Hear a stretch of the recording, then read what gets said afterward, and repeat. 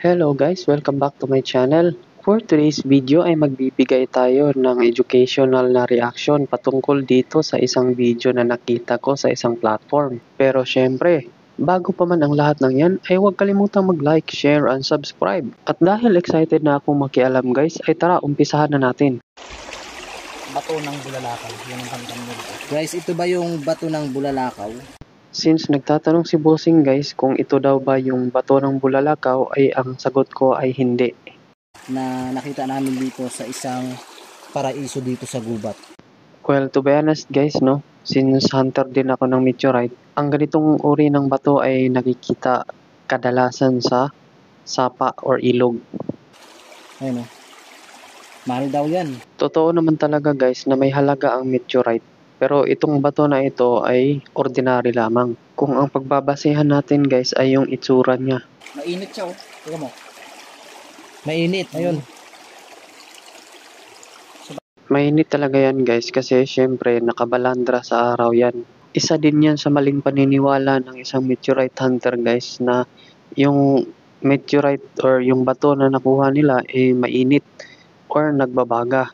Which is nangyayari lang yan guys upon entry sa atmosphere ng mundo natin.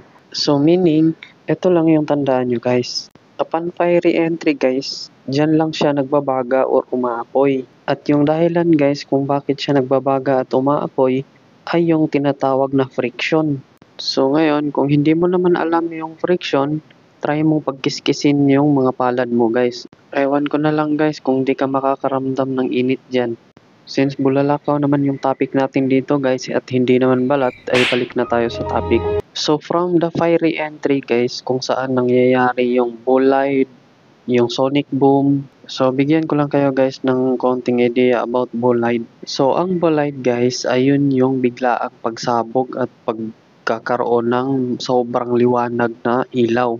Na sinusundan naman yan guys ng sonic boom. Pero kung hindi naman kalakihan yung meteoroid guys ay hindi na magkakaroon ng sonic boom yun. Ang ibig kong sabihin sa sonic boom guys ay yun yung hissing sound na maririnig mo after ng pagsabog. So after ng fiery entry guys, which is yung stage 1, ay mapupunta naman siya dito sa huling stage, which is yung tinatawag na dark flight. Ang dark flight naman guys ay yan yung phase na magko-cool down yung meteoroid at babagal yung takbo niya papunta sa kung saan yung trajectory niya. Either babagsak siya sa lupa or sa tubig. So kung ang bida natin ng meteoroid guys ay magsusurvive at tuluyan ng babagsak sa lupa, ito ay tatawagin ng meteorite. So since nag-cool down na nga siya guys doon sa kanyang dark flight, ay hindi na ito mainit pagbagsak. Kung siguro ay may nafe-feel kang init guys sa meteorite na napulot mo, ay hindi na yan doon sa mismong pagpasok niya sa atmosphere, kundi doon sa impact niya sa lupa or kung saan man siya tumama.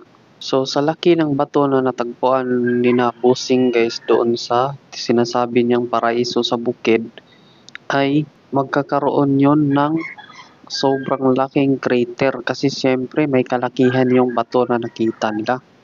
Yung kulay ng bato na nakita nila guys ay nagko-contradict doon sa mismong sinasabi nila. Kasi yung mga freshly fallen na meteorites guys or yung mga kakabagsak lang ay may sunog na parte doon sa bandang balat niya or sa mismong outer part ng mismong bato.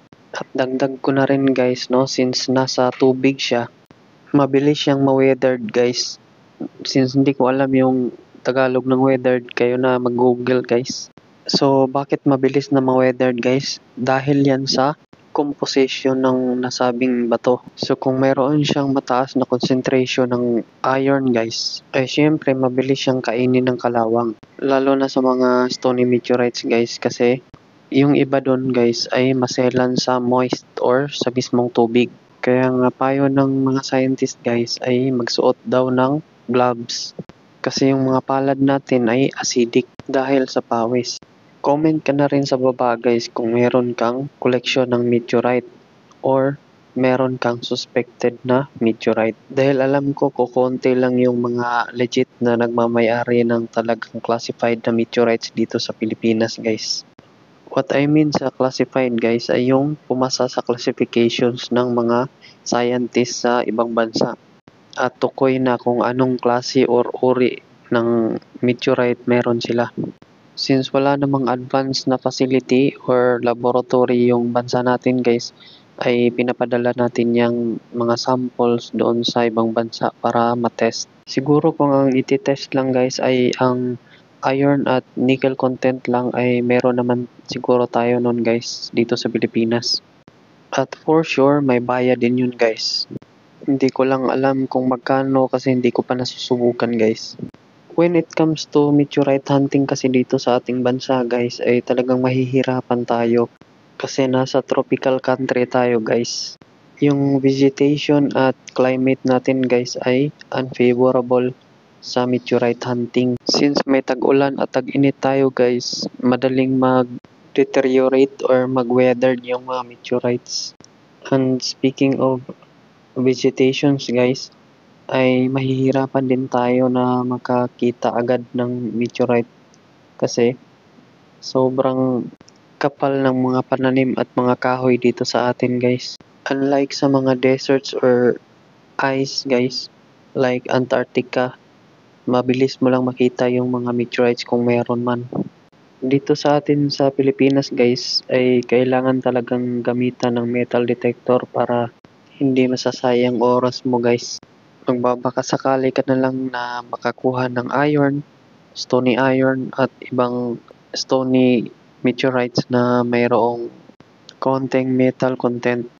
At sure yan na magmimiss ka sa mga lunar at Martian meteorites, guys, kasi from sobrang baba to walang iron content talaga yun. Pero kung duda ka talaga, guys, ay bumili ka ng jeweler's loop para matignan mo yung matrix. Kasi kadalasan ng mga weather meteorites ay wala ng fusion crust, which is mahirap talagang i-identify, guys, through appearance. Para sa akin, guys, yung pinakamahirap na i-identify ay yung stony meteorites na achondrites. Kasama na dyan yung lunar tsaka Martian, guys. Dahil kailangan dyan ng expertise at high-tech na equipment para ma-identify yung chemical composition ng nasabing bato, guys. At ang nakakagawa niyan, guys, ay walang iba kundi sa ibang bansa lamang. So kung may suspected na achondrites kang makuha, guys, or makita, itago mo na lang for future tests. So disclaimer lang, guys, ha. Hindi ako expert at hindi rin ako geologist. Ang mga sinasabi ko dito sa video, guys, ay pawang mga opinion ko lamang. So expect nyo na pwede akong maging mali, pwede rin akong maging tama.